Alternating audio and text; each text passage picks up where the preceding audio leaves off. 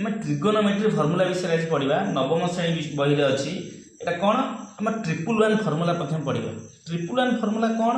ना तीन टा एक अच्छे तीन टा एक कौन ना गोटे हूँ sine square theta plus cos square theta is equal to 1 आउ गोटा अच्छी सेक स्क्वायर थीटा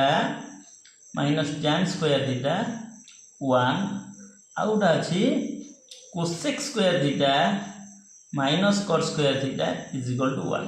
ये ट्रिपल वन सूत्र मध्य यहीटा को समस्त जानते प्राय कि यही दुईटा को मन रखापी प्रोब्लेम हुए आर गोटे बढ़िया ट्रिक मुझे कहूँ को सीओ सीओ तो को रे cosec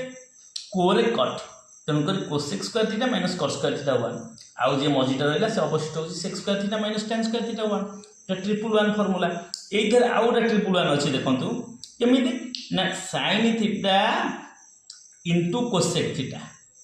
is equal to 1 tan theta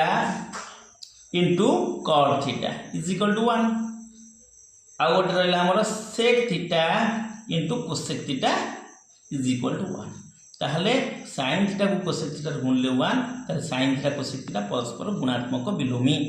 tan theta cot theta गुणिले 1 टैन थीटा कॉट थीटा परस्पर गुणात्मक विलोमी सेक थीटा कोसेक थीटा